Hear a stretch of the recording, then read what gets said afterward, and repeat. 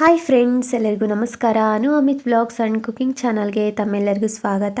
ನಾನು ಈ ದಿನ ಚಳಿಗಾಲಕ್ಕೆ ಹಿತ ಕೊಡುವ ಇತಕಿದ ಅವರೆಕಾಳು ಸಾಂಬಾರನ್ನ ಹೇಗೆ ಮಾಡೋದು ಅಂತ ತೋರಿಸ್ತಾ ಇದ್ದೀನಿ.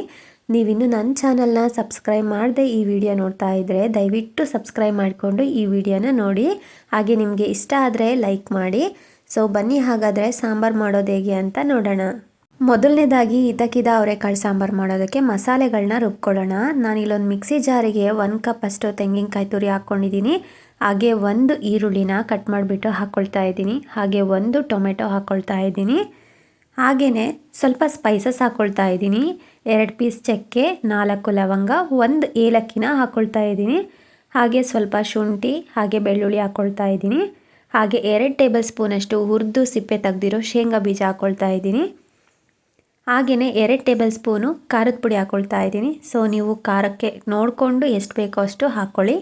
ಹಾಗೆಯೇ 1.5 ಟೇಬಲ್ ಸ್ಪೂನಷ್ಟು ಧನಿಯಾ ಪುಡಿ ಹಾಕ್ಕೊಳ್ತಾ ಇದ್ದೀನಿ. ಹಾಗೆ ಸ್ವಲ್ಪ ಕೊತ್ತಂಬರಿ ಸೊಪ್ಪು ಹಾಕ್ಕೊಳ್ತಾ ಇದ್ದೀನಿ. ಈಗ ಸ್ವಲ್ಪ ನೀರನ್ನ ಸೇರಿಸ್ಕೊಂಡ್ಬಿಟ್ಟು ನುಣ್ಣಗೆ ರುಬ್ಕೊಂಡು ಬರೋಣ.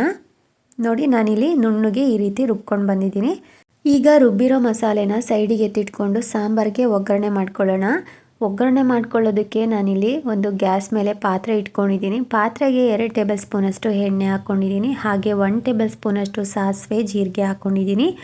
ಹಾಗೆ 2 ಈರುಳ್ಳಿ ಹಾಕ್ಕೊಳ್ತಾ ಇದ್ದೀನಿ ಕಟ್ ಮಾಡಿಕೊಂಡು. ಹಾಗೆ ಮೀಡಿಯಮ್ ಸೈಜು 2 ಟೊಮೆಟೊ ಹಾಕ್ಕೊಂಡಿದ್ದೀನಿ. ಹಾಗೆ ಸ್ವಲ್ಪ ಕರಿಬೇವು ಹಾಕ್ಕೊಂಡು ಒಗ್ಗರಣೆನಲ್ಲಿ ಟೊಮೆಟೊ ಮತ್ತು ಈರುಳ್ಳಿ ಚೆನ್ನಾಗಿ ಫ್ರೈ ಆಗಬೇಕು. ಸೊ ನೋಡಿ, ಟೊಮೆಟೊ ಈರುಳ್ಳಿ ಎಲ್ಲ ಚೆನ್ನಾಗಿ ಫ್ರೈ ಆದಮೇಲೆ ನಾನು ಇತಕಿದ ಅವರೆಕಾಳು ಹಾಗೆ ಆಲೂಗಡ್ಡೆ, ಬೀನ್ಸ್ ಹಾಕ್ಕೊಳ್ತಾ ಇದ್ದೀನಿ. ಸೊ ಈ ರೀತಿ ತರಕಾರಿ ಇದ್ದರೆ ಹಾಕ್ಕೊಳ್ಳಿ, ಇಲ್ಲಾಂದರೆ ಬರೀ ಅವರೆಕಾಳು ಹಾಕ್ಕೊಂಡ್ಬಿಟ್ಟು ಮಾಡ್ಕೊಳ್ಬೋದು. ಸಾಂಬಾರನ್ನ ತುಂಬ ರುಚಿಯಾಗಿರುತ್ತೆ. ತರಕಾರಿ ಅವರೆಕಾಳು ಎಲ್ಲ ಹಾಕಿದ ಮೇಲೆ 1-2 ನಿಮಿಷ ಒಗ್ಗರಣೆನಲ್ಲಿ ಫ್ರೈ ಮಾಡಿಕೊಂಡು ಈಗ ಮಸಾಲೆ ಹಾಕ್ಕೊಳ್ತಾ ಇದ್ದೀನಿ. ಸೊ ಮಸಾಲೆ ಹಾಕ್ಕೊಂಡ್ಮೇಲೆ ಅದೇ ಮಿಕ್ಸಿ ಜಾರಿಗೇನೆ ಇನ್ನೊಂದು ಸ್ವಲ್ಪ ನೀರನ್ನ ಹಾಕ್ಕೊಳ್ತಾ ಇದ್ದೀನಿ. ಸೊ ನಿಮಗೆ ಸಾಂಬಾರು ತೆಳುವಾಗಿ ಬೇಕೋ ಗಟ್ಟಿಗೆ ಬೇಕೋ ನೋಡಿಕೊಂಡು ನೀರನ್ನು ಹಾಕ್ಕೊಂಡು ಹದ ಮಾಡ್ಕೊಳ್ಳಿ. ಸೊ ನೀರು ಹಾಕ್ಕೊಂಡ್ಮೇಲೆ ನಾನು ರುಚಿಗೆ ತಕ್ಕಷ್ಟು ಉಪ್ಪು ಹಾಕ್ಬಿಟ್ಟು ಮಿಕ್ಸ್ ಮಾಡ್ಕೊಳ್ತಾ ಇದ್ದೀನಿ. ಸೊ ನೋಡಿ, ಸಾಂಬಾರನ್ನ ನಾನು ಈ ಹದಕ್ಕೆ ರೆಡಿ ಮಾಡ್ಕೊಂಡಿದ್ದೀನಿ. ಈಗ ಸಾಂಬಾರು ಒಂದು ಕುದಿ ಬರೋವರೆಗೂ ಬಿಡೋಣ. ನೋಡಿ, ಸಾಂಬಾರು ಒಂದು ಕುದಿ ಬಂದಿದೆ ಈಗ. ಸೊ ಈಗ ನಾವು ಉಪ್ಪು ಖಾರ ಎಲ್ಲ ಚೆಕ್ ಮಾಡಿಕೊಂಡು ಉಪ್ಪು ಏನಾದರೂ ಕಮ್ಮಿ ಇದ್ದರೆ ಉಪ್ಪು ಹಾಕ್ಕೊಂಡು, ಖಾರ ಕಮ್ಮಿ ಇದ್ದರೆ ಖಾರ ಹಾಕ್ಕೊಳ್ಬೋದು.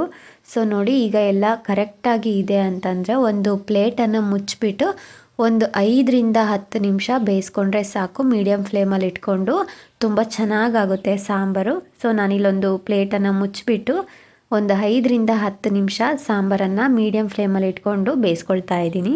ಸೊ ನೋಡಿ, ನಾನು ಒಂದು 10 ನಿಮಿಷ ಮೀಡಿಯಮ್ ಫ್ಲೇಮಲ್ಲಿ ಸಾಂಬಾರನ್ನ ಬೇಯಿಸ್ಕೊಂಡಿದ್ದೀನಿ. ಈಗ ಪ್ಲೇಟ್ನ ಓಪನ್ ಮಾಡಿಬಿಟ್ಟು ತೋರಿಸ್ತಾ ಇದ್ದೀನಿ.